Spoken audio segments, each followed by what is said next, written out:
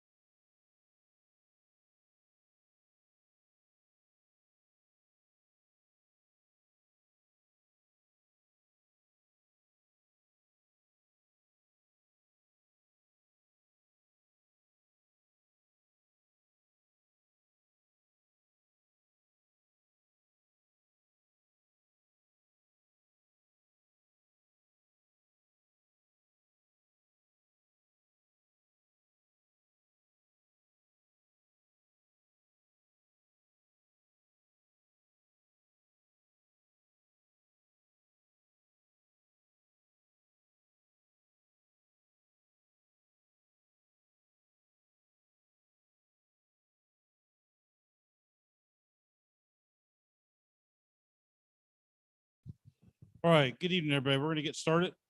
Everybody will have a seat. And if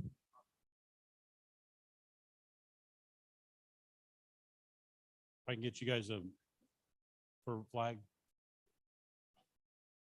We're going to do the Pledge of Allegiance first. Michael's going to get the flag up on the screen. Hopefully everybody on Zoom will see it too.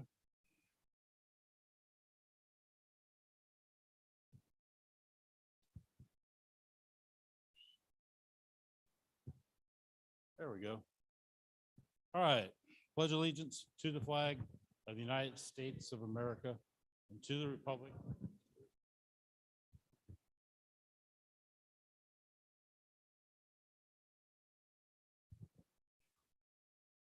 All right. Now, so you push resources back.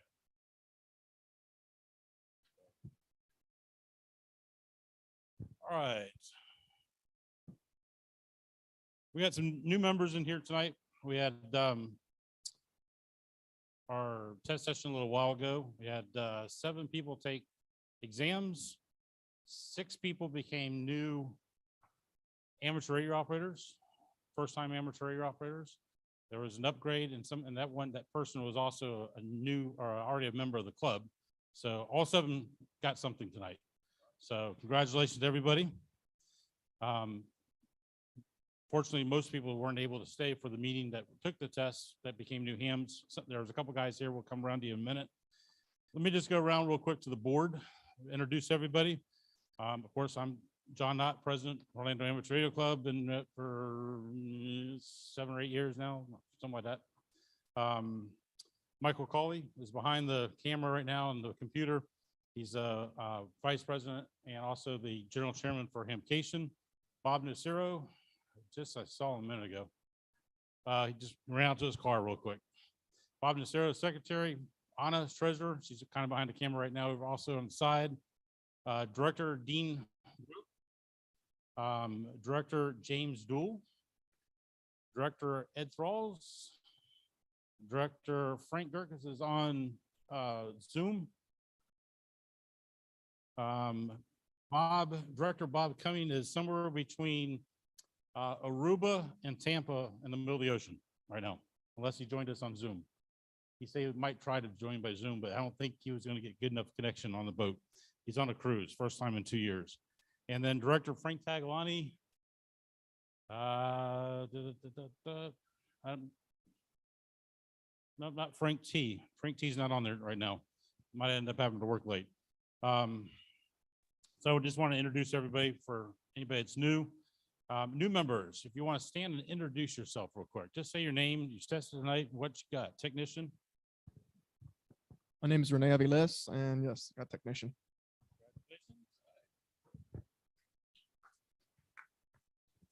Phil Mano, passed my extra exam today, so new member. Congratulations. Anybody else? Oh, there you are. Thomas Pekarchuk.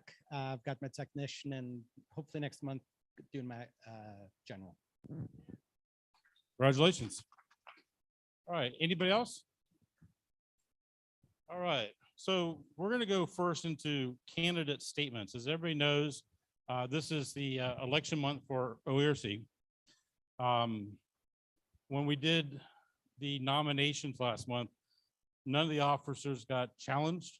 So, excuse me, all the officers will stay the same. President, vice president, secretary, treasurer will stay the same for the next year. We had one challenger for candidate or for director.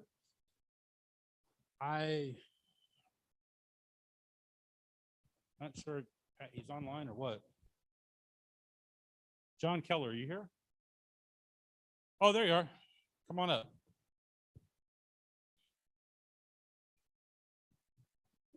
Introduce yourself and stuff real quick. Hi, my name is John Keeler, KN4JHB, not anymore. Just got a vanity call. So it's N8JOK. I've been a ham since 2018, and I'm involved in the Seminole County Aries Races group, as well as a member at Lamar's. That's really all I need to say. All right, appreciate it. Does any of the incumbents want to sit there and say, make a statement real quick? Don't have to, just any of the incumbents want to make a statement? More than welcome, just come on up front if you do. Frank, you're online. Did you want to make one? I just want to introduce. My name's Frank Erditz, call sign KC9GNQ. Been a director for 3 years with the Orlando Amateur. Going on 5 years. The 2019 recipient of the Outstanding Ham of the Year Award or something like that. Outstanding Ham from the club. And also on behalf of the Orlando Amateur Radio Club Silent Key Committee, along with my partner, Frank Tagliani, KD4EZW. And I'm also a member of Orange County Races. So I'm asking for your vote tonight to continue to serve the club and serve the amateurs of Orlando. Thank you. All right, thank you, Frank. Anybody else? Any other incumbents? Everybody good? Okay, so the, oh, you good? I was just going to say one thing, Okay. if you come don't on up. mind. Anyway, I'm James Dual Inzer XIA. I'm one of the 7 that you may not pick. And all I want to say is just pick the 6 that you want. Don't worry about number 7, even if that's me. Either way, I will still serve the club.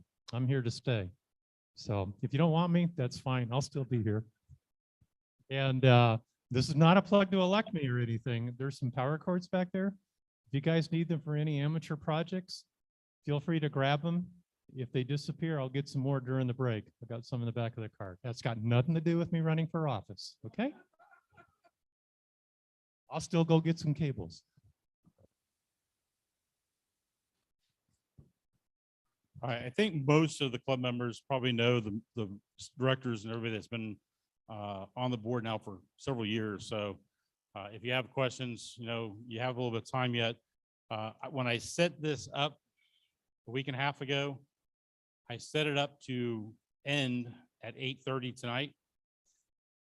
Looking at it now, as far as it only tells us that out of everybody that got the email, 73 people have voted, but it's also sitting there saying it's not going to end until tomorrow night at 8 o'clock. Huh?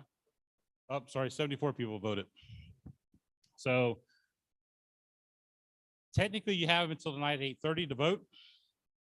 If it ends up being tomorrow night, we'll all get notified. We should get notification when the result ends. You have to set it up on UTC time. I set it up. And I'm pretty sure I entered it right, but something must have went wrong because now it's, like I said, it's showing it Thursday night at 8:30. I don't know if that's a mistake on their part or what, so we'll see what happens. Anyways, as soon as the results come out, if it's tonight, 8:30, we'll make sure everybody knows about it. If not, I'll send out an email, get notification that it's over and let everybody know the results, okay? Yeah, it kind of looks like that right now. Just kind of everybody's way. Are you sharing it? Trying to get it.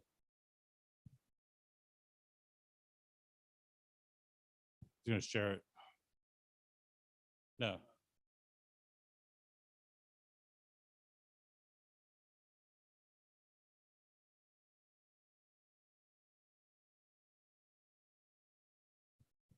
There we go. That's what it looks like right now. That's what pretty much everybody would see if you look at it. Everything has to be done by UTC time. Plus, you got to put in your time zone, you know, New York, Eastern time zone, Central time zone, what. I'll tell you, even though we had 270 people, I think it was, that the ballot went to, 237 people the ballot went to, that was eligible, been at least a member for 90 days to vote. Last time we did this last year, we only had 30 some people vote.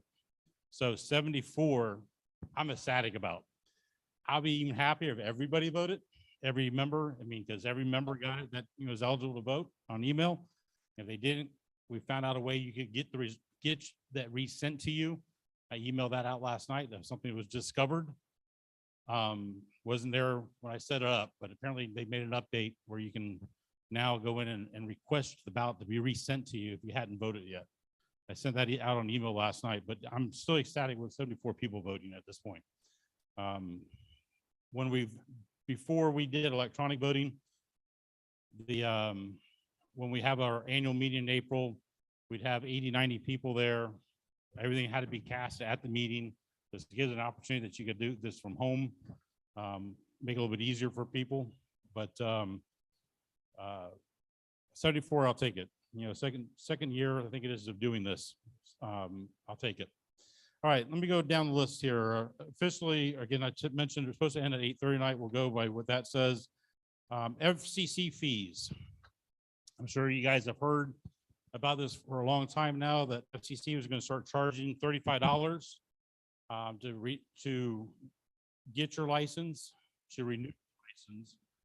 They're going to start charging $35. And for vanity call signs, club call signs, and renewals, that now officially begins on April the 19th. Okay. So you guys who got your license tonight for the first time, you beat the deadline. You know, you're not going to get the $35 charge from the FCC. The nice thing about it, they just came out and gave an update on that policy, and that sat there and said that they would not charge for upgrades. So if you're currently now a technician or a general and you're going to upgrade your license to the next level, general or extra, when you do that, you will not get charged the $35. Okay. However, when you go to renew that license, they're going to charge you the $35. Okay. If you have to update your address with the FCC, it's called an administrative update. They will not charge you the $35. Okay. So if you move or need to update maybe to a mailing address, PO box, whatever, they're not going to charge you for that.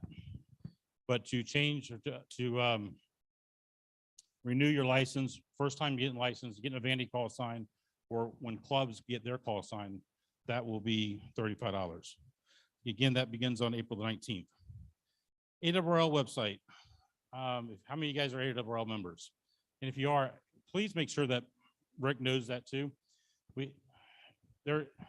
Something with the ARRL likes to know how many members of a club are actually ARRL members also.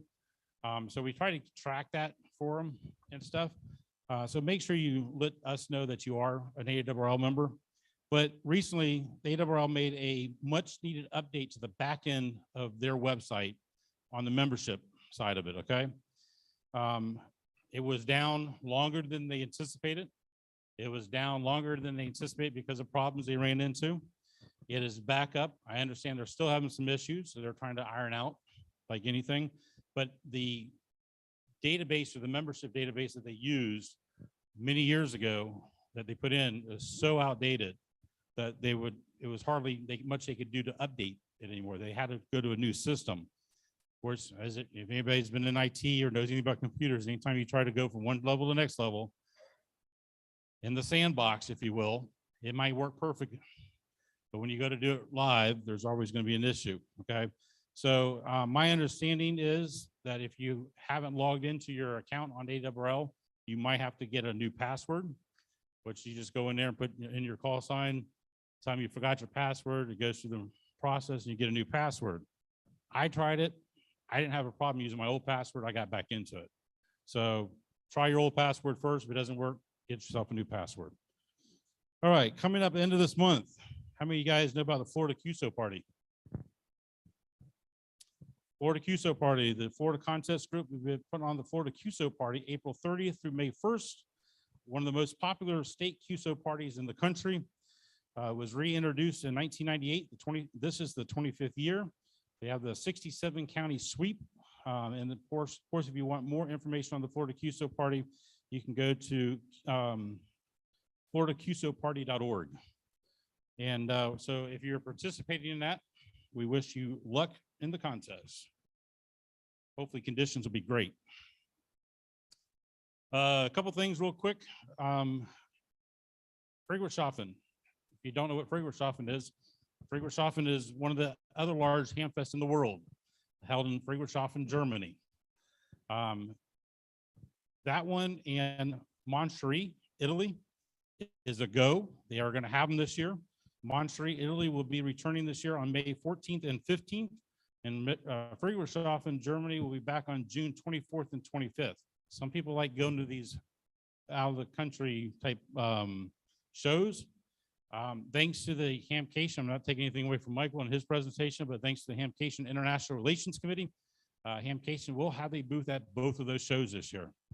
So at Germany and Italy. So Italy is May 14th and 15th, next month, just before Dayton. So, and then speaking of Dayton, Hamvention's May 20th and 22nd at the Greene County Fairgrounds in Xenia, Ohio. And Hamcation will have a booth at Xenia also, or Hamvention. So we look forward to that one also. Just to remind everybody, Zoom. This will be the last meeting. We'll be actually Zooming with the membership on Zoom. Starting next month, it'll be just in person only. Zoom will be used for presenters, to bring in presenters. I'm not sure how we're going to do YouTube yet, but we might record the video, post it up to YouTube later. I just don't know how we're going to do that quite yet. We got to figure that part out. Hopefully we'll figure it out before next month's meeting. But I just want to remind you guys, especially you guys on Zoom, to participate in the meeting, you're going to have to come back here to the fairgrounds. We won't be offering the Zoom portion there for membership. And I'll tell you the reason why we're doing this. The club, for many years, had a great relationship with the city of Orlando at the Beardall Senior Center, okay? We met there for God knows how many years, 30 years plus. Never got charged from the meeting room space. We donated money to the Beardall Center so they can do projects and stuff. We're allowing us to meet there. COVID hit, COVID changed everything, okay? Now they're no longer open till 9 or 10 o'clock on Wednesday nights. They close at 8 o'clock.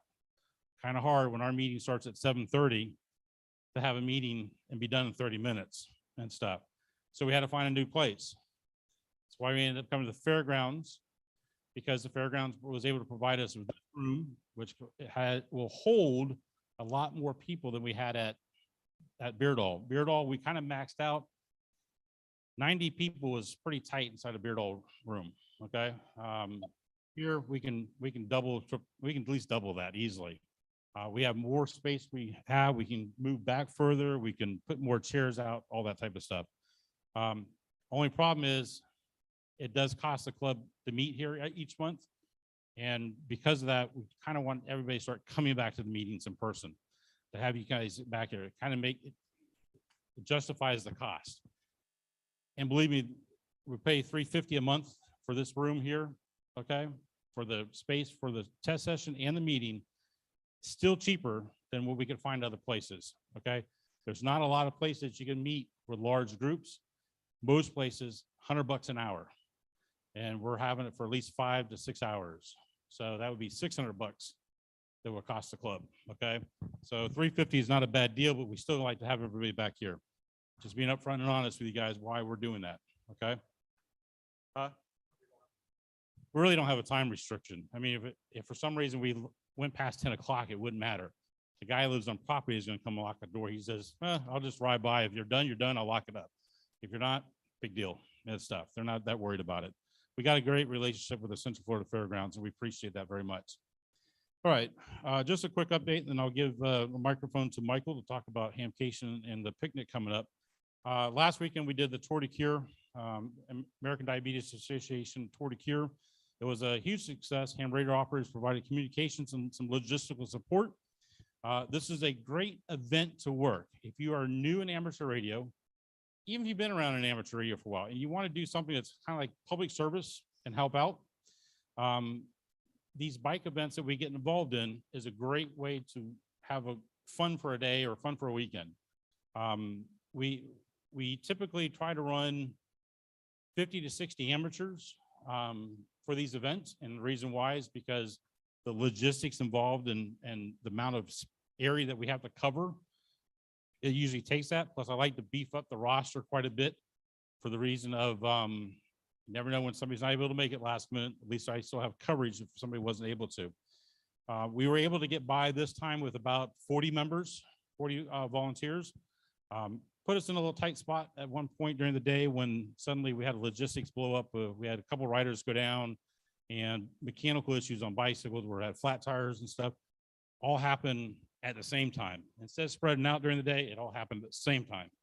So before that happened, it was nice and quiet. Boom, all heck breaks loose. Then all of a sudden, the rest of the time, it's nice and quiet again.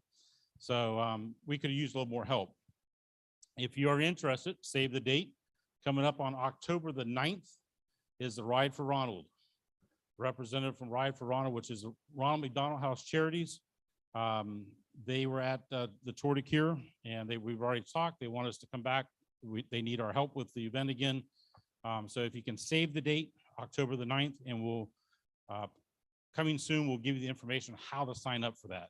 Okay, we're kind of getting into the 21st century, hopefully, with signing up for these events.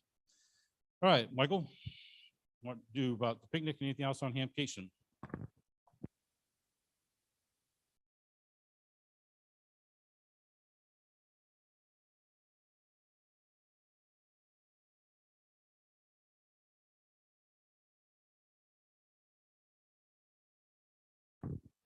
He was running back to get a piece of paper real quick.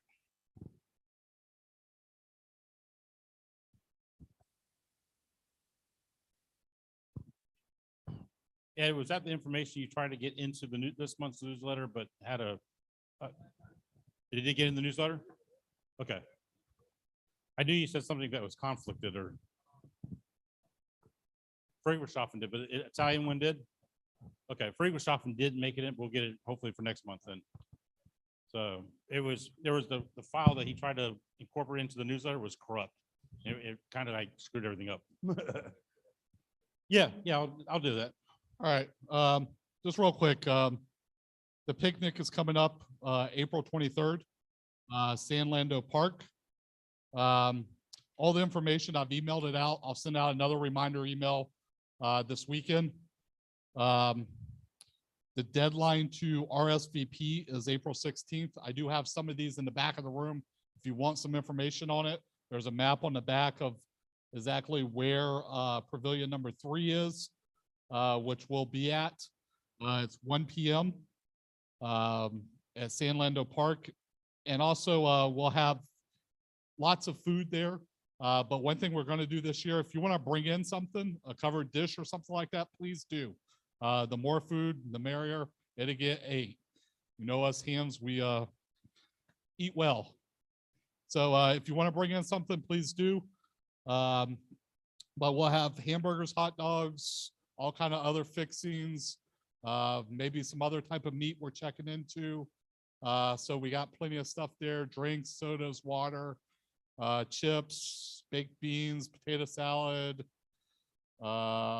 cakes, all kind of stuff. So please go RSVP. This is for club members and people that volunteered for Hamcation. It's kind of both club picnic and a Hamcation appreciation picnic.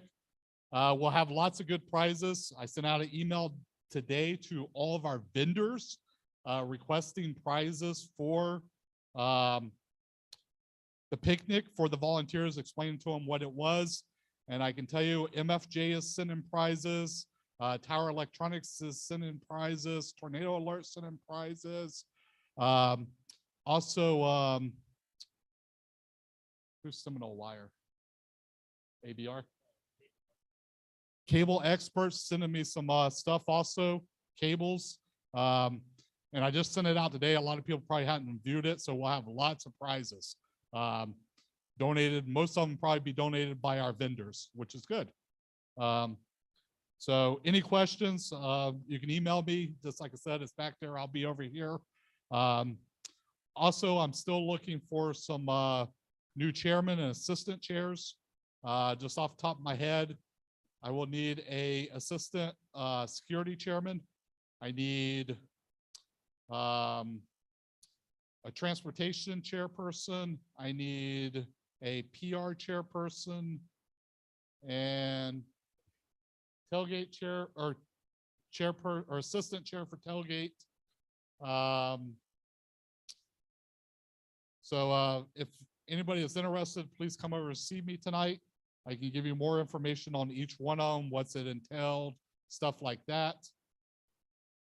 That's all I got. Any questions about Hamcation? The other thing is we're still wrapping up the last few things that we have to pay for this year.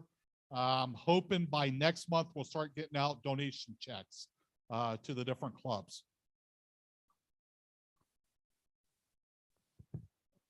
So it's a long process, especially wrapping things up. Much we try to get things done quickly. All of us being volunteers, have daytime jobs, time to go back to work right afterwards. So it takes a little time. But appreciate it. Please, if you are interested in being a chairman or on the committee, please get with Michael so we can get you placed, see what you're best qualified for, and then get you in that position. Just so you know, it's not a, I'm not going to say it's a rocket science job, but it does entail being available to work. Okay. I have a saying about our board members. Make sure you don't run for a board member if you're looking for a position to sit and just say, yes, yes, yes, because that doesn't happen in our board meetings. Ask the board members, everybody has jobs to do. Everybody has things that has to be taken care of on a monthly basis. So it's a working board. Hamcation committee is a working Hamcation committee. It's the same thing. You got an area of responsibility that you got to cover. So, all right, we're going into board member announcements real quick. Michael, did you have anything else? Okay. Anna, Dean, Bobbin, good. James, Bob C's not here. Ed, good. Frank G, Good. you're good. Did Frank Tagalani join or anything? Yeah, I'm good. No announcement. You're good? Okay. Let's see, did I miss anybody? Miss anybody? I think I got everybody. Okay, club updates. We'll go around the room real quick for club updates, and we'll afterwards we'll take our break and then get our presenter on board right after the break. QCWA, anything QCWA related? And if everybody would come up here so people can actually see on the camera. And we can hear you. Okay, can you hear me? Can hear you now. Okay, and I'll keep it short too. I know we're in a hurry. QCWA, we're going to have our meeting next Thursday. That's going to be April the 14th, and it's at Perkins. We've been treating us real well there. We're just 2 doors down. When I say 2 doors, we're 2 buildings down from HRO. So the meeting's at 1 o'clock, then you go to HRO at 3 o'clock. Anyway, it's been working out great. We have a net on Tuesday nights. It's after the Seminole VHF traffic net, so it's at 7:30 and it's on 147, 195. It's not the strongest repeater, but it's probably the best conversation. And that's about it. If you haven't been to a QCWA meeting, please come. We're having a good time. All right, anybody for Lamar's? I get it. Anybody online for Lamar's? Not seeing anybody. Anybody from CERT?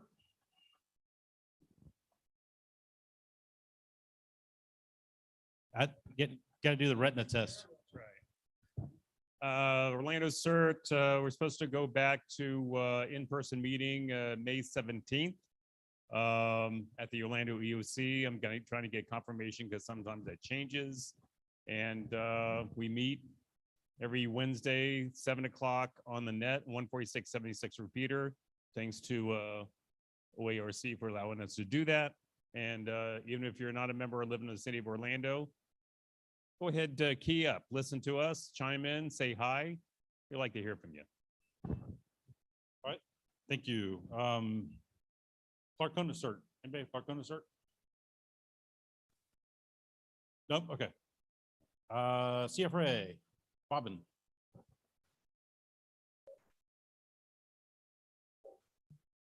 Harry, did you have something for Lamar's, or I saw you kind of front and center on the board there? Yeah, John, I just wanted to mention, you asked, I didn't realize there's nobody there from Lamar's.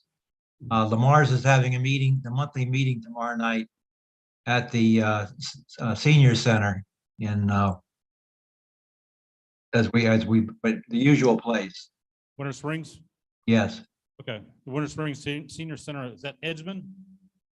I believe so, yes. Okay, Edgemond Avenue, 7:30, correct? I believe it starts at 7. Oh, 7, okay. If anybody's interested, I can give you more information on where they meet at and stuff. That's here in the room. Anything else, Harry? Did you know what the presentation's about, or? No, I didn't hear anything about a presentation, just the fact that it is going to be also a Zoom offer tomorrow night. I'm not sure about going forward in the future, though. Okay. Anything else? That's it. Okay, Bobbin, And that's not too far from our new candy store over there, HRO. down the road. I'm Bob W4 KBW, President of the Central Florida Repeater Association. We meet the last Wednesday of every month.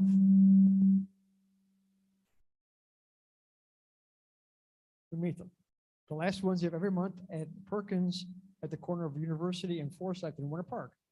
We start getting there about 6 o'clock. We have a little rag chew up until about 7. We have a short impromptu meeting. We have a little more rag chew. We head out. Repeater is downtown. It's 443075. It's combination fusion and analog. Website, which is very very non-updated except for the membership list, is mycfra.org. Membership is $12 per calendar year.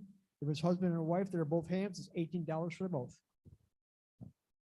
All right, thank you. Anybody from radio scouting? Aha, Larry came to do a present. Voluntold? Larry got voluntold. Hi, I'm Larry KN4LSY with Radio Scouting. We got an event this Saturday up at the our scout camp. We're gonna have about 200 scouts, and we're going to be doing Morse code and some other games, plus having our radio equipment set up.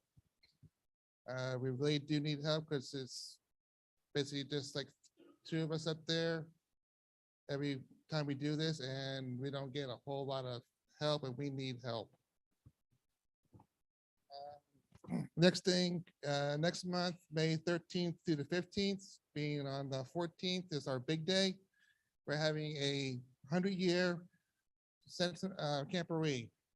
We're having scouts from all over Central Florida come to our camp, plus Cub Scouts. So we're going to be broke up into 2 different areas. Lake County is going to bring out their comm trailers from the Lake County Sheriff's Department. They're going to be in one area. We're going to be in our main camp with our radios and our equipment to communicate back and forth and worldwide if we can. That one, we do need help.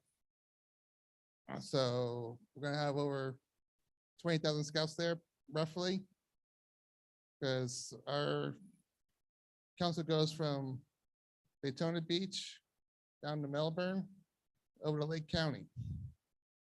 So we've got a lot of scouts coming in. And we're going to be in 2 different areas.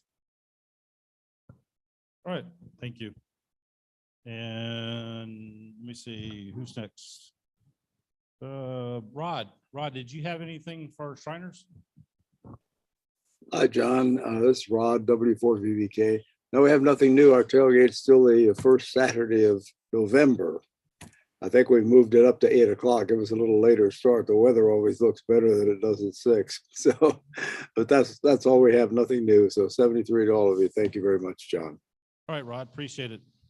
And let's see, who's next after Rod was Florida Week Signal. George, do you have anything?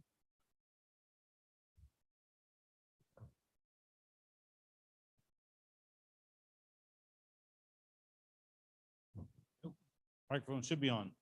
Okay, a little bit of information. Those that are interested in 6 meters and above, there's some real openings coming up that have been taking place in the last couple of weeks. So it's good to get on 2 meters. 432 is surprising, getting 400 and 500 miles direct on 432. So, but I'm up here for the beacons, and I don't want to break your hearts, but the 3 gig beacon will be turned off April the 14th. Okay. And at that same time, the middle of the month, we are going to probably shut all the beacons down to do a new power supply. And since it's the heart of the whole operation, it's just one of those things. So April, probably mid-May, we hope to have some of the beacons back on, and I'll let you know about that. As far as flaws is concerned, our next meeting will be May 7th. It'll be at my house. Things start off at about 10 o'clock, and then we have to run people off about 2 p.m. But we like to keep people there as much as we can. Anyone that's interested and needs information on my location, we'll furnish lunch and be very hospitable, and you can pick up on your microwave information, answer all your questions there. So anyone in the group that's interested in the May 7th meeting, get in touch with me and I'll show you how to get there. Sounds good. I like that. Hospitable till 2 o'clock. Get out. I don't blame you. At some point, you gotta say goodbye. All right, let's say AMSAT. Anybody from AMSAT? Lara, Lake Amateur Radio. Seminole Aries. You want to do anything about Seminole Aries? Both of you? One of you?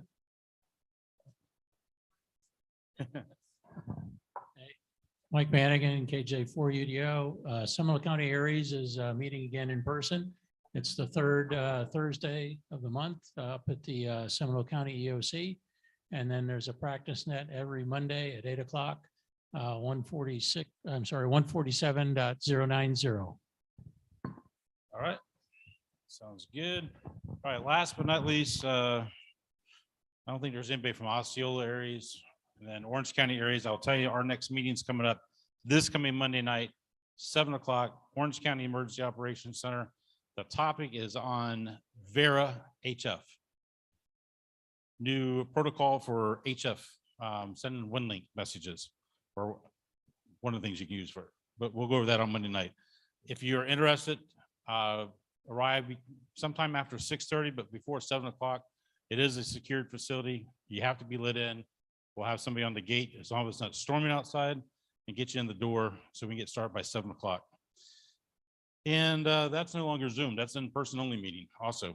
So just letting everybody know. All right, we're gonna take our break. Let's get back here by 20 to 25 after. Let's say about 25 after. I think we'll go a little over tonight. We'll be good. Yeah, let me, If you were due a membership card since January, they're back at the table. They're in alphabetical order by last name. Grab them. If you've ordered a badge since any time recently, we got a new batch of badges in. We apologize. We were having trouble. We switched to a new system and there were printer problems, but they're all here now. And I'm Rick. I'm the membership committee. Thanks, guys. thanks, Rick. And please, if anything changes, make sure Rick knows, especially with your email address. We can't get you the newsletter if we don't know what your email address is. So if you change it, we don't know about it. All right, after the break, let's say here, we'll come back here in about 12 minutes. Presentation, I'll give the microphone to Ed and he'll present Patrick Stoddard, W9 EWK, to do our presentation on amateur satellites tonight. Just one quick thing also. Keep an eye on the website. We are doing some updates going to be done to the website to actually have it that you can go up there and view the monthly newsletter. The listening post will be put on the website probably within the next month or so. So we got our web developer actually working on it here soon to actually be able to, that we can upload them to it and you can go back and view them from there also. All right, we'll get, oh geez, right behind the speaker. We'll get started with the break and then we'll come back here in a few minutes.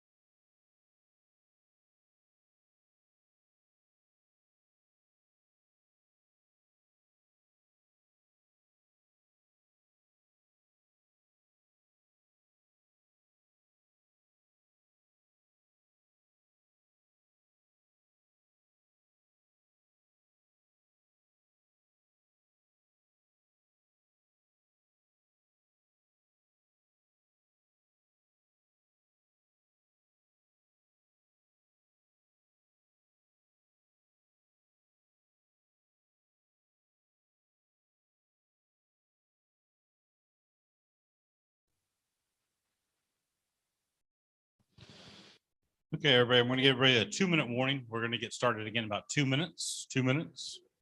So grab your extra donut or coffee or water or soda, whatever you need. We're going to get started in about 2 minutes.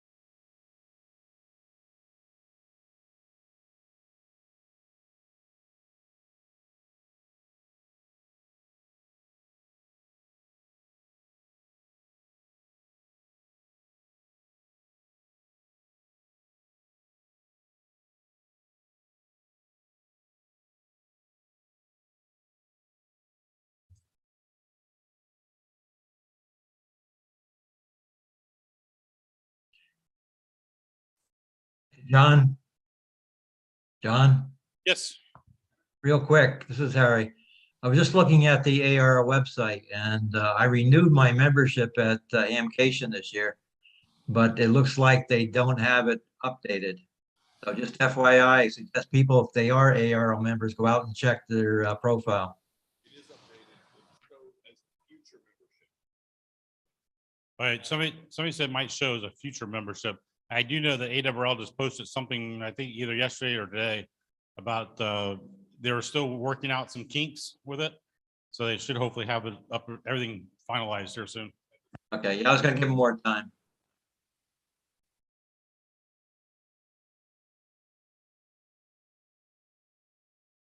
All right, guys, we're gonna get started. If everybody have a seat. So we can get started with our presentation.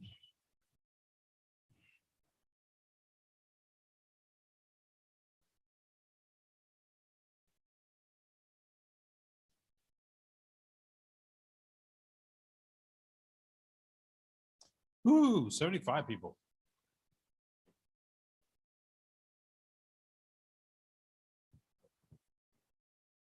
All right, real quick, I want to make sure that everybody got a ticket for the prize drawing tonight that's here at the fairgrounds at the meeting. If you did not, see Rick up front, that whatever ticket it is, winning ticket, losing ticket. If you're like me that plays the lottery every once in a while, it's you donated your money to a good cause.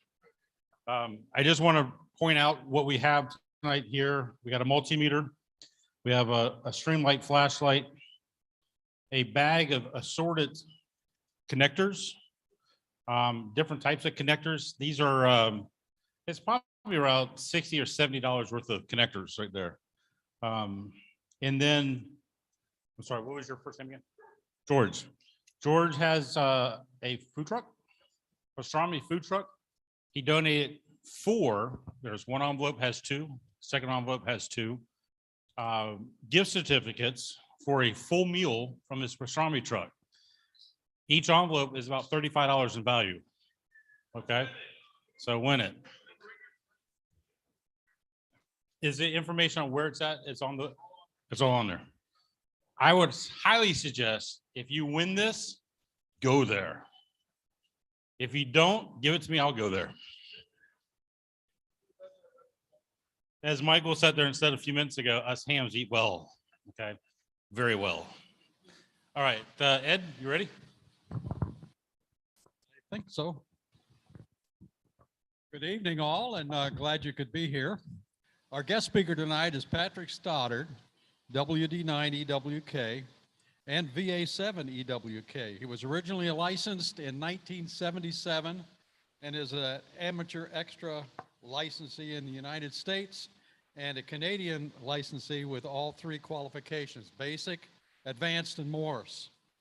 Among other facets of amateur radio, he works satellites from 125 grid locators in locations across the United States, Canada, Mexico, and Australia with portable and QRP equipment.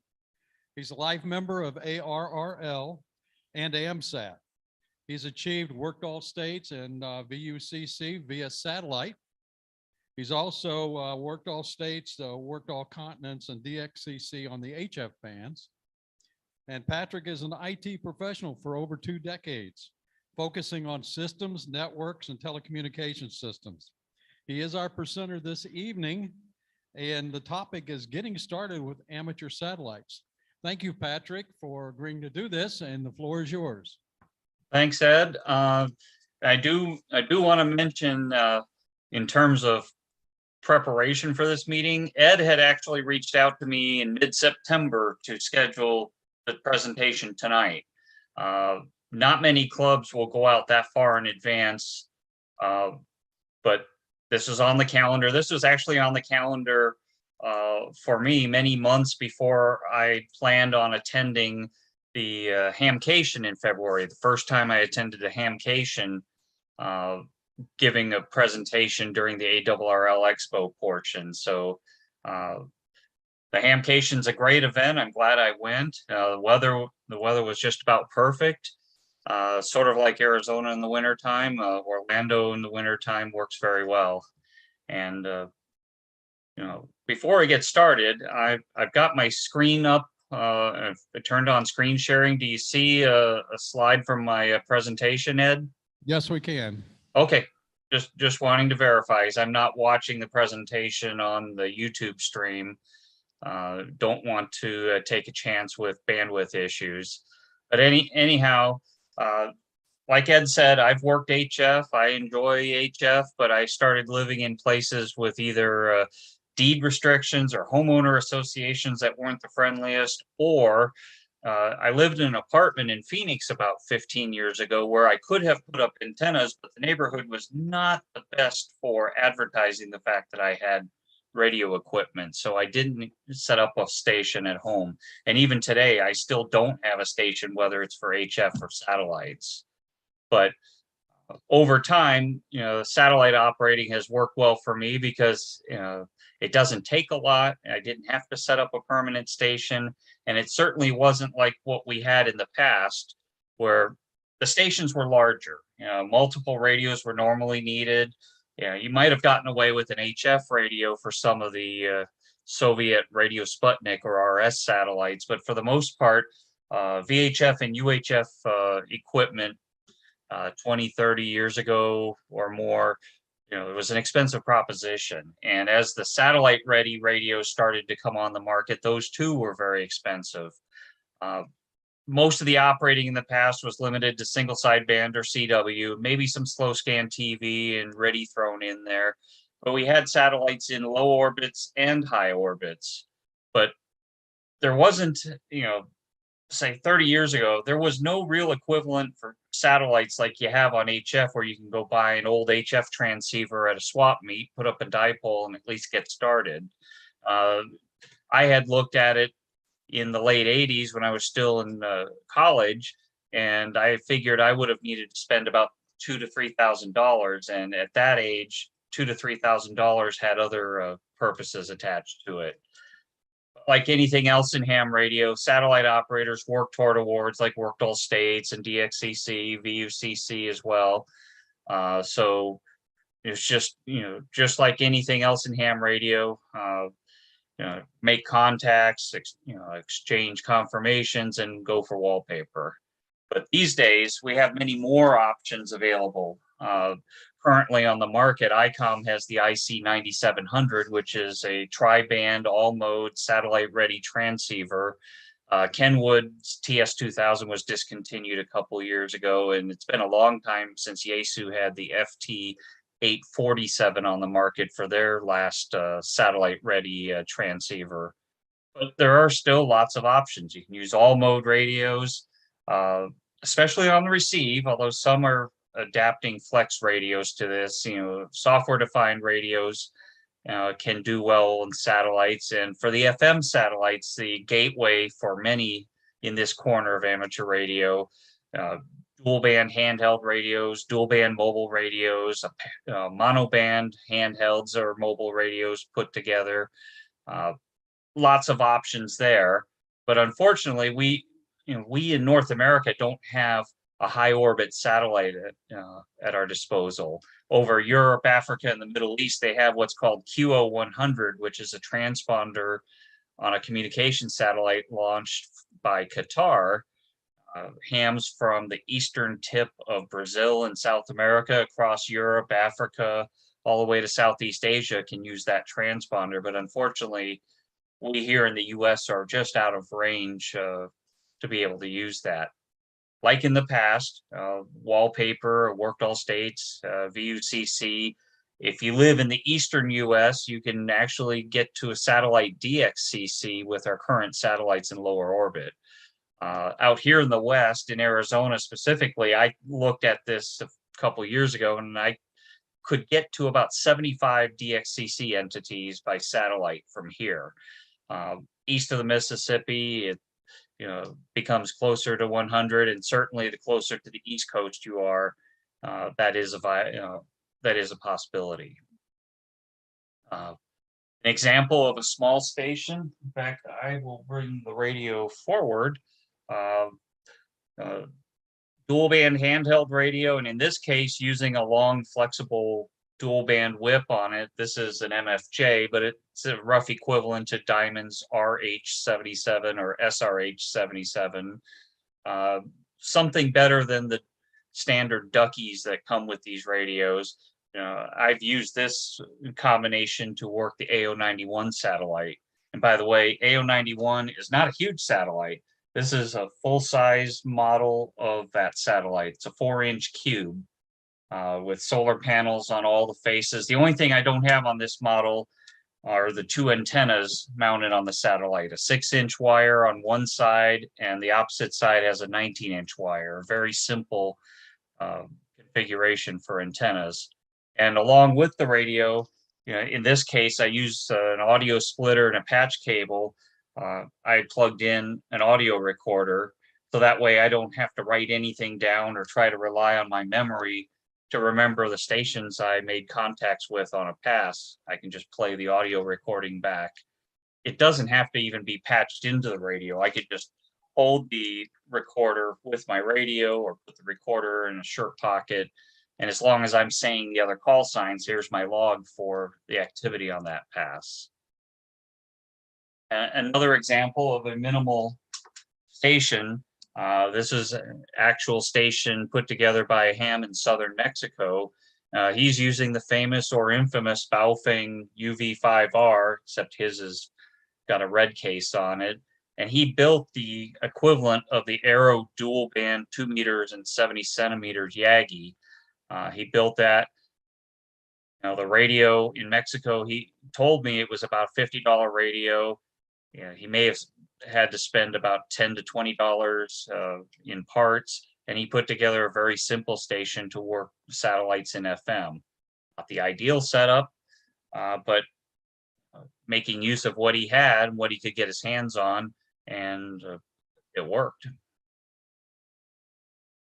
And I'm using a form of that, except I'm using a different radio and a different antenna in this picture. This was during a demonstration I was giving at a ham fest in Yuma, Arizona. The main reason why I had never been to Hamcation until this past February was this ham fest in Arizona came 1 week following the Hamcation, and most of the time I couldn't free up the time to go to the East Coast for one weekend and then out to this ham fest the next weekend. But this year worked out great. And anyhow, this setup, I'm using a dual band log periodic made by Elk Antennas out in California. And there are homebrew equivalents. The designs are available online for these and other antennas. And I'm using a Kenwood THD72 as my radio for this demonstration. And you may be able to see in the picture, I have a beige colored cable dropping down to the ground. It's running to a loudspeaker in front of me near where the picture was taken so that the crowd could hear who I was working and not cause audio feedback when I was transmitting. Now, In terms of the satellites we have to start out with, the FM satellites are probably the best options compared to getting equipped for single sideband or other modes initially, because most all of us have the dual band radios or can get radios for 2 meters and 70 centimeters. This is about half of the current FM satellites that are available to amateurs. The AO-27 satellite has been in orbit almost 30 years. It handles FM as well as D-Star. It was actually designed to relay data and not voice traffic.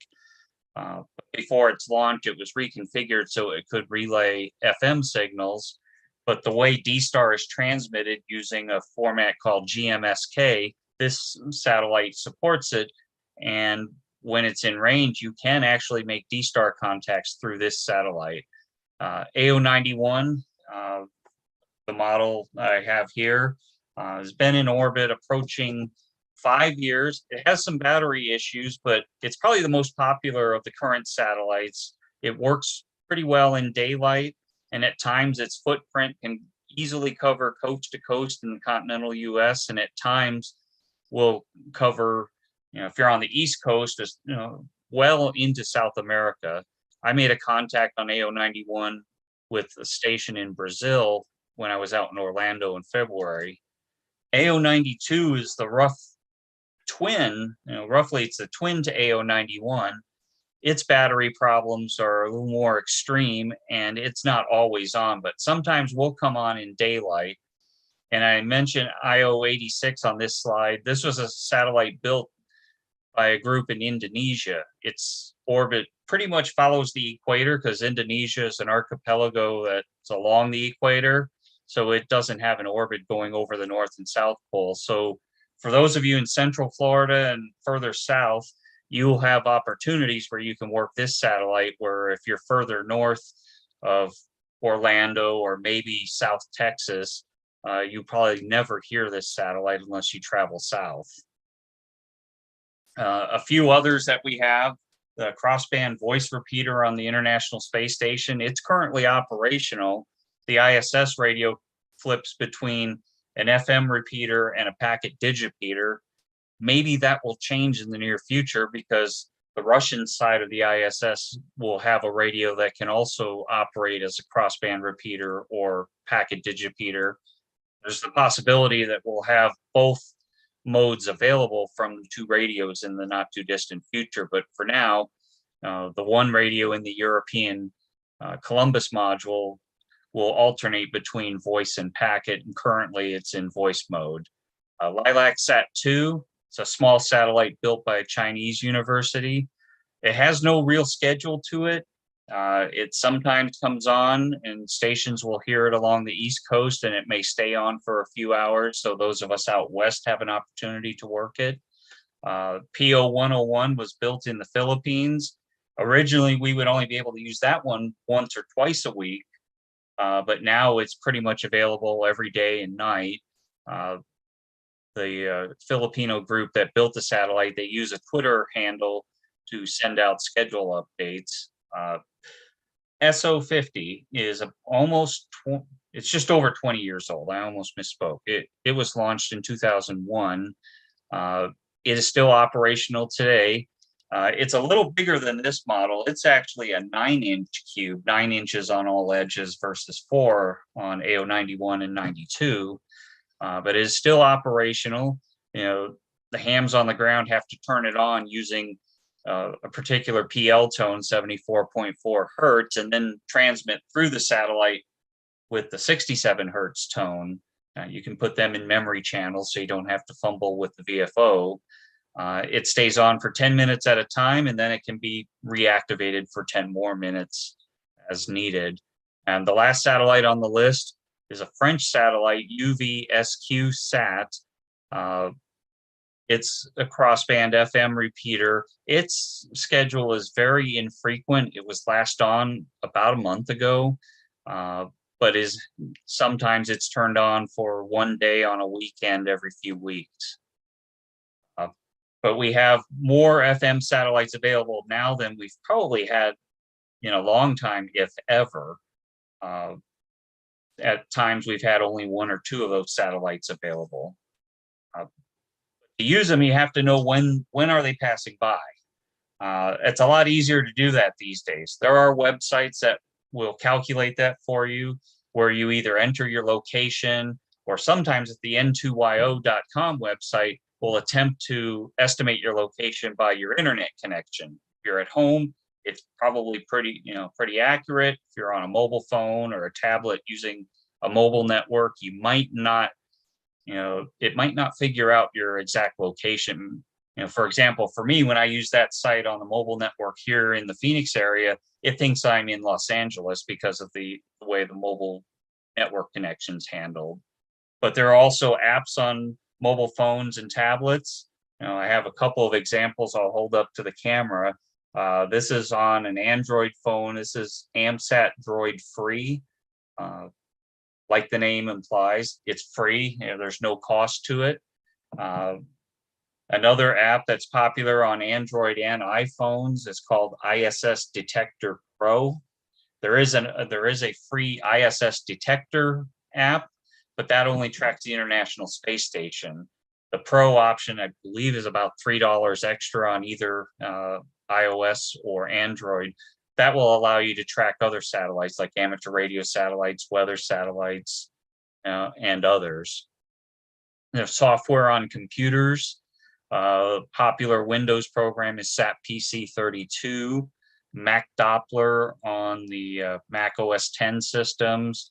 Linux has gpredict, which is also available for Mac and Windows users. And you can search the app stores for the mobile devices or search Google, Yahoo, whatever, for other programs. Many are free, some require a small payment. SAP-PC 32 is free to use, but you have to enter your data every time you start it, your location, if you're interfacing to a radio, details on the radio. By buying the license key, it preserves that information. So you don't have to re-enter it every time. Once you know when the satellites are coming by, before you transmit, in general, the rule should be, if you don't hear the satellite, don't transmit. Even the small 4-inch cubes have very good receivers on them. And if they're in an orbit that covers coast to coast, they're able to hear stations all across the country, even running power from a handheld radio, 5 watts, 3 watts. The one real exception to this would be activating the timer on the SO50 satellite. Especially for all of you in Florida, there may be times where the satellite is coming across the US and somebody activated the timer on the West Coast. And as it's getting near Florida, the satellite will shut off at the end of the 10 minutes.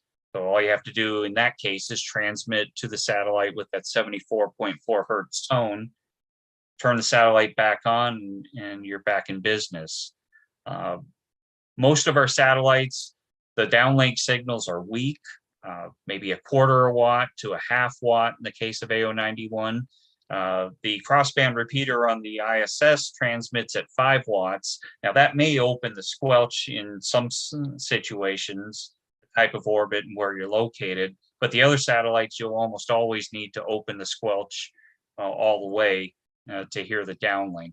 And for the satellites that use PL tones, make sure you engage the PL tone on the uplink frequency and be ready to twist your antenna around.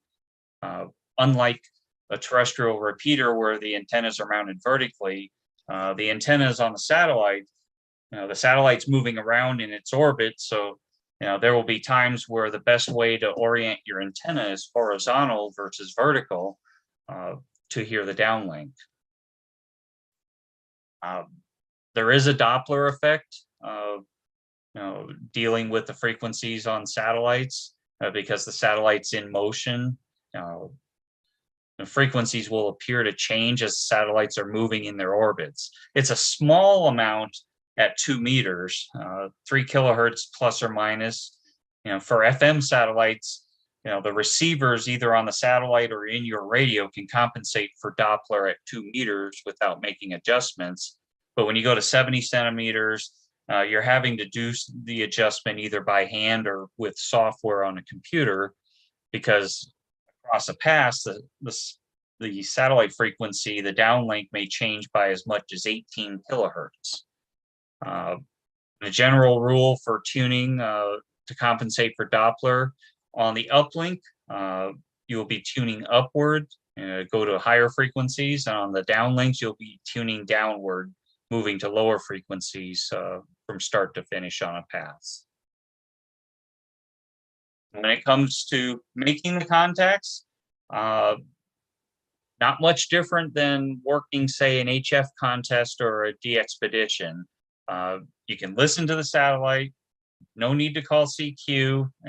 If nobody's on, just give your call sign and maybe your grid locator. Orlando is Echo Lima 98. Other grid locators if you're away from Orlando. Listen to the activity, listen to who's making contacts, make a note of those stations, make a mental note, and call those stations. That way you're signaling to everyone listening that if you're calling somebody who's been heard through the satellite, you are hearing the downlink. And if you're doing this for the first time or you're just starting out, chances are if you make a contact with one station, others will call you, being the new station on the satellite at that time. If you're holding your antenna, or even if you mount it on a tripod, be ready to move the antenna as the satellite goes across the sky. Our passes are typically 10 to 20 minutes from horizon to horizon. Some say that holding the antenna for 10 to 20 minutes, they can't do that. If that's the case, you can mount the antennas on tripods and then just move the antenna as it sits on the tripod. And whenever possible, try to work the satellite's full duplex, where you're able to hear the satellite as you're transmitting. That way, with certainty that your signals are getting through. That's the advantage compared to HF, where we call CQ and hope someone hears us. But on the satellites, we can actually tell that we're getting through. And if we can hear ourselves, other stations are also hearing us at that time. When you're making contacts, even though we're not required to log our contacts, many satellite operators will log their contacts, for reasons listed on here. Like I mentioned before, I use a little audio recorder to capture the audio from the satellite, and then I play this back later to know who I worked and log the time, and then make my log to go in my logbook and upload to Logbook of the World. Many logging programs will support satellite contact. You may have to enable that in the program or open up some additional fields so that you can identify the propagation mode for the contact as satellite, and then select or enter the name of the satellite used for your contact. Logbook of the World, the QRZ logger, EQSL, among other places, support satellite contacts and can be helpful if you're interested in awards. And satellite operators still enjoy QSL cards. There are guys who go out of their way and they design QSL cards, print them up, and they mail them out in envelopes. And I'm trying to find one here. Sometimes they'll go out and, oh, here's one. They'll go out and they'll go as far as buying old stamps, especially space themed stamps from the 50s, 60s, and 70s, and use those stamps on the envelopes to send out their QSL cards. A nice thing to have. You don't have to do that. A regular stamp is fine if you're going to mail a QSL card, but know that there are some hams who will send you a card, or they'll respond to a card you send out, and you may get it with an envelope covered with stamps. And at this point, I've been talking about different ways to work the satellites with handheld radios, and I also use dual band mobile radios. I don't have an IC 9700 or any of the other satellite ready transceivers, simply because I've never taken the time to set up a station at home. My operating, whether I'm at home or on the road, I operate with portable configurations. Here at the house, I'll put my radios on either the roof of my car or on a trash bin and wheel that into the yard and work the passes and then take everything down, bring it in the house when I'm done. On the road, I can put the radio in the car. If I'm flying, I can carry everything but the antenna in an old laptop bag. I load this up with radios and accessories and carry that on the plane. I don't trust the radios to be in my check bag. Portable operating, like you saw in a couple of slides earlier, a handheld radio and a directional antenna, a Yagi or log periodic. Many are using just that combination. They don't bother with bigger radios or a 2 radio setup. They keep to simple operating. Other radios can be adapted for portable work. With the FM satellites, a mobile radio with some battery, like the Bioenno type batteries and equivalents, lots of power, lighter weight than the sealed lead acid or gel cell batteries of the past. Portable stations with practice, you won't even know, or other stations won't even know that someone is operating with a portable station. They, with practice, they'll just sound like they're one of the gang on that pass. And if you're operating portable, you can go out to rare locations like working 6 meters or other VHF, UHF modes. The grid locators are the coin of the realm for most on the satellites. So all you have to do is drive somewhere that's not heavily populated, and you can make yourself desirable among satellite operators. For a long time, satellite operators, there weren't many who would regularly go out and operate away from home.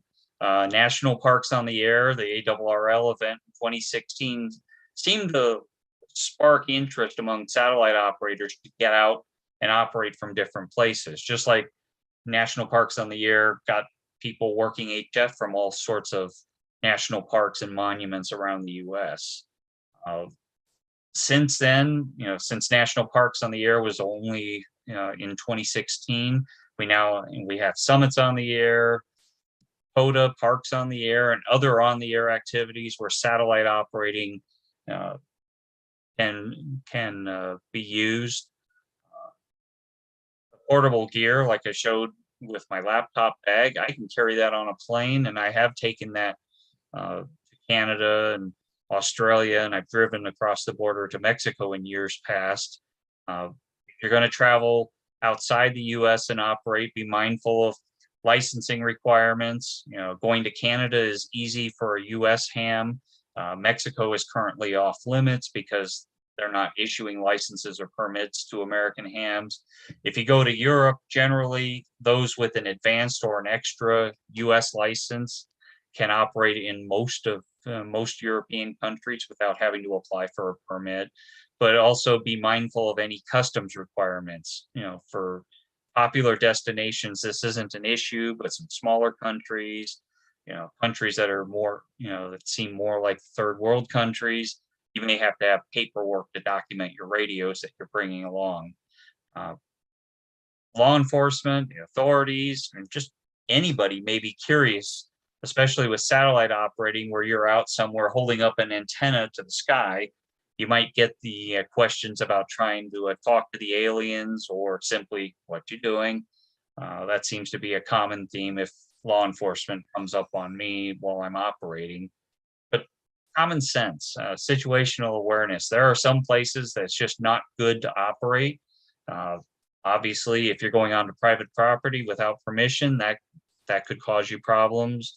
Other restricted areas, you wouldn't want to risk the trouble from the authorities by operating. Little common sense on where you plan on going and operating. And for me, the first time I did this away from home, away from Arizona, I went to Dayton in 2006. First time I went to the Hamvention, I didn't bring a directional antenna. I had a dual band Yagi, but left it home. So I brought an old, even at that time, it was an old, an ICOM ICW32, and I put a longer telescoping whip on when I was working the satellites from places in and around Dayton on that trip. A directional antenna, Yagi or log periodic would have worked better, but this allowed me to travel with a very small satellite station and have more room in my luggage for anything I bought at Dayton. A couple months ago, I went over to California, visited with my friend NDAF, N6UTC. He wanted to go out and operate from the north end of the Mojave Desert, a couple of hours north of Los Angeles. And we found our way to a grid boundary out in that part of the Mojave on Delta Mike 15 and 16, not too far from a fault line where there was an earthquake in the California town of Ridgecrest a few years ago. In this case, NDAF is using a dual band log periodic, the elk antenna, and in the black box in the foreground of the picture, he's got a Kenwood TM-V71, a dual band mobile radio. He rigged up an extension cord on the hand mic so that he could be away from the radio and just use the radio's loud built-in speaker to hear the activity from the satellite without feeding back into the microphone while he was transmitting. Over my shoulder in this picture, I drove down to the Organ Pipe Cactus National Monument in southern Arizona. It's not, this location is only a few miles north of the Mexican border.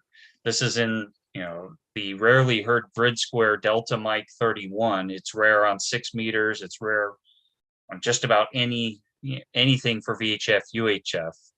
The equipment behind me, I have a Yaesu FT817 along with an ICOM ICR30 receiver. That was my 2 radio setup for working satellites in single sideband. And a little further to the right in the picture is an ID 5100, a dual band mobile from ICOM. It also supports D-Star, but for FM satellites, it's a very good radio, very good receiver, clean transmitter. And I was out there in late January, my most recent trip. A little green stamp came from the visitor center behind my setup. But like Ed introduced me, and like I've been saying here, I like to operate portable. Just about anywhere I go, I can usually bring some radio equipment to get on the satellites. And this was my setup at, of all places, the Central Florida Fairgrounds at Hamcation in February. This was on the Friday morning. I parked south of the fairgrounds in the south lot, closer to Colonial Drive, and I had set up the ID 5100 and my elk log periodic, and I ran the power cord to the rental car's battery. I didn't want to bring a battery with me, and there are limits on the size and the capacity of the batteries we're allowed to carry on airplanes. So I just used the car to power this for an AO91 pass right about the time the Hamcation was opening on the Friday morning of that weekend. On the Saturday, I parked toward the east entrance to the fairgrounds. I was on a blacktop parking lot instead of parking out on the field. And this setup was my single sideband setup using the Yaesu FT817 and the ICOM ICR30 receiver. I just set this up on the trunk of the car, and then the antenna was sitting on the roof when I took this picture. And that's my laptop bag that carried the radio gear when I went to Florida. But I wasn't the only one at Hamcation working satellites. In fact, my friend Tom, KB5FHK, he lives up on the Florida Panhandle. He was in Orlando for the Hamcation, and he was operating from that parking lot set up on the trunk of his car. His battery is sitting on the blacktop along with the solar panel. And since it was a sunny day, his battery kept, the solar panel kept the battery topped up while he was operating. And the radio on his trunk is an older satellite radio from ICOM, an IC910H. and he's holding a dual band Yagi made by Arrow Antennas. He was just operating from the parking lot, and it got interesting on Friday. ARRL people saw Tom operating from the parking lot, and they asked if he would be willing to do some demonstrations and even have one of those demonstrations recorded for video. In addition to operating from the parking lot, on Saturday of that weekend, Tom brought his equipment into the hamcation onto the fairgrounds, and we operated from a picnic table just west of the main east-west building. I sat down, he had his battery out of the picture there, and he was just operating from the shade of the picnic table. Same radio and antenna that he had out at his car. But the video that I was mentioning, out by his car on the Friday of the hamcation weekend, Tom had help from a local ham in Orlando, Sloan N3 UPS. He lives in Orlando.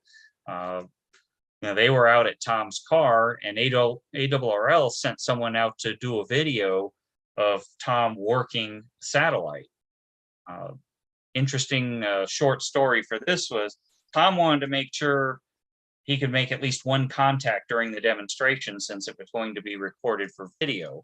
I was out there as Tom was setting up, and I suggested that I go back to my car, set up my single sideband equipment, and try to make a contact with Tom during the pass so he would be guaranteed at least one contact. We did that. It was the only contact he made during the pass. No one else was on that he could work, but it was a successful demonstration for the video and a small crowd that was around there. Sloan was talking to the camera, explaining what Tom was doing, and Tom was on the radio. And the video is on the ARRL YouTube channel at youtube.com/ARRLHQ. The URL is on this slide. And by the way, for the benefit of Ed or anyone else there, I'll be happy to send a copy of this slideshow, and it's, you're welcome to distribute it to the club. But this video has been up on the ARRL YouTube channel, and Tom was getting a lot of traffic during other satellite passes on Friday and Saturday of the hamcation.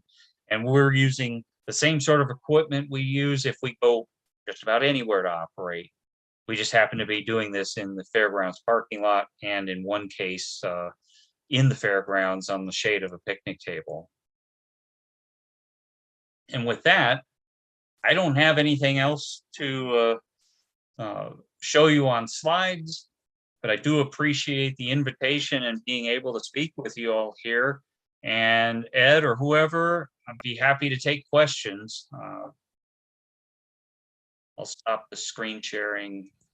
Okay, Patrick, thank you very much, and we'll see what kind of questions we have. Go ahead, John.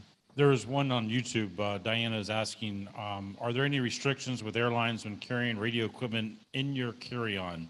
I'm not sure if you can answer. If not, I know we have a retired commercial pilot house. You might be able to. Carrying the equipment on commercial flights, there's generally no issue with that.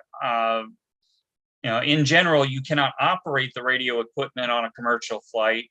Normally, you have to get permission of the pilot of an airplane before you can operate amateur radio equipment. And most airlines, as a blanket rule, say that they do not allow the use of walkie-talkies or two-way radios of any sort on a plane. I prefer to carry the gear on. I suppose you could check some radios in a suitcase that's going in the cargo hold. I prefer to have the expensive stuff with me and put the antenna and maybe some tools or other accessories that might not pass through the TSA checkpoints, put those in a check bag, but keep the radios close. Okay, another question. No, just observation. I was going to mention real quick. N3 UPS Sloan, I think you said lives in Orlando here. Also heard he actually is a pilot for UPS. Yes, he is a pilot for UPS Airlines. I actually got to see him here in the Phoenix area a couple times in the last year, where he had layovers in Phoenix between flights. But he lives in Orlando. I forget where his home base is. It's not Orlando, where he normally flies out of. He usually, UPS, like any other airline, the pilots are flying a few connections before they have to take a pause, rest break, overnight, and then eventually get back to his house. But he is a pilot. He normally flies a Boeing 767 for UPS Airlines. So a lot of evening and overnight flying. Okay, are there any other questions? Just raise your hand. I'll bring the mic to you. I don't see any, but Patrick, I would appreciate it if you would send us a copy of your presentation, that we can share it with the club members. Yeah. Sure. I'll send it to you when we're done here, Ed. And then, like I said, you're free to distribute it. Everything is public domain information. There are no state secrets. So. Okay. I just want to make sure there's nobody on Zoom that had questions. I didn't see anything pop up on the Zoom chat. I wasn't watching the YouTube chat window. Okay. But again, Ed, thank you again for inviting me so many months in advance. If Orlando wasn't as far away from Arizona as it is, I probably would have tried to make this an in-person presentation, but this is a good use of Zoom for presentations. Clubs out here do the same thing so they can get presenters from all over. Thank you again. Thanks to everyone there. One more question, Patrick. Sure. Sorry, one more question on Zoom. Are all contacts in SSB on FM? The contacts can be in FM, single sideband, CW. There are some satellites that support single sideband and CW, and there are operators who, like they might on HF, they prefer CW. There's even a small contingent that use FT4, not FT8 due to the longer transmission times, but FT4 can cope better with the Doppler effect, shorter transmissions, and there are stations who will make rapid fire contacts using FT4. Some will do slow scan TV, not just when the ISS is sending the pictures down. So many of the modes you would use on HF or terrestrially, you'll hear on satellite, but FM is by far the most popular. I think that's it. Patrick, thanks again. Enjoy your time there in Arizona. Maybe you can come back in February and join us. Hamcation will happen again next year. Well, after seeing it, this past February, I might just do that. Thanks, Ed. Thank you very much. All right, just a couple of quick things before we wrapped up. I think about 45 minutes ago, ISS actually flew above us, around 15,000 miles per hour. It's gone in a flash. Also, I just want to remind everybody, as I do every month, membership, and I mentioned earlier, make sure that Rick knows of any changes. If Rick sends you an email saying that your membership expires, make sure you let him know what your intentions are. Poor Fred. Fred's membership expired right at the end of March and got busy, forgot to renew, and didn't get a ballot because of it and stuff. So just gotta make sure if Rick sends you these emails, you respond if you're going to renew. So especially around election time, so you get to be part of the process. All right, results. Well, I guess it's true. I must have made a mistake of some sort and putting in as of tomorrow night at 8:30. So my apologies to the board, to the candidates, and to the club. Apparently I put something in wrong. The balloting doesn't end until tomorrow night at 8:30. Huh? You could probably, yeah, at that point, probably could, yeah. I just have no way of sending you a ballot at this point and stuff because all that's already out. Right now, we had 75 people voted. 31.65% of the eligible members have voted. There's still 156 that have not. So maybe they decide to cast a ballot before it officially ends, I guess, not now tomorrow night. And again, I do apologize for that. It's what happens when you're trying to do UTC time and dates and all that stuff there, things get mixed up quick. All right, before we do the prize drawing, does anybody have any other questions, comments? All right, going into prize drawing. As we always do the prize drawings, you can select the prize that you want. Again, there is a multimeter. I'm going to sit there and say a bag of tricks of connectors. Everybody always needs a small flashlight because whenever you need one, you can never find one. And then, of course, we have the gift certificates for the pastrami truck. And again, if you get those, make sure you use them. It's a generous donation, and I think you mentioned you're going to provide some more in the future again for us too. So, ready? All right. Shake up those tickets. Now, it's funny, we go from a prize barrel that's this big for hamcation to a little jar for the fairground or for the meetings. Okay. First ticket, last 4 digit, 1438.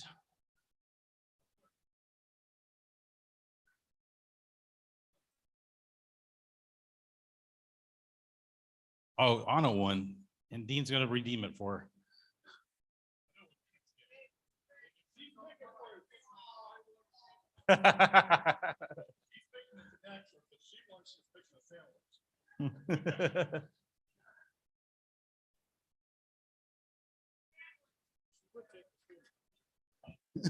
She would take, yeah, you're right. I'd go for the. That's what I said, you go. Okay, second one. 1433, 1433. George.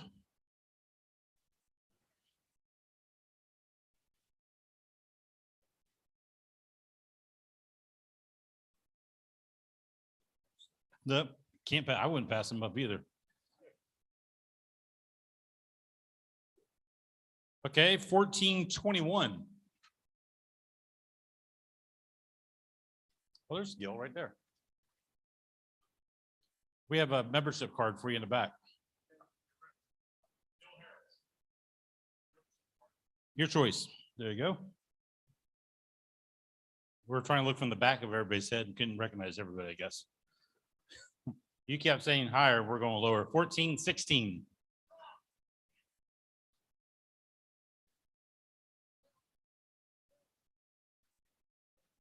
Choice of gift certificates for pastrami or this one? Your choice.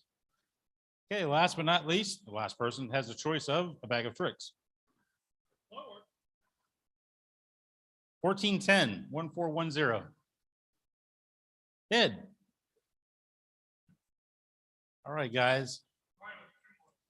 All right, so our next meeting is Wednesday, May 4th. For you Star Wars fans. 7:30 here in this room, Michael Walker, Victor Alpha 3, Mike Whiskey is going to present The Death of the RS-232 Port. Welcome to Land-Based Integration. That's all we got, guys. Thank you very much for coming out. See you next month. And I'll put an email out once the results are out.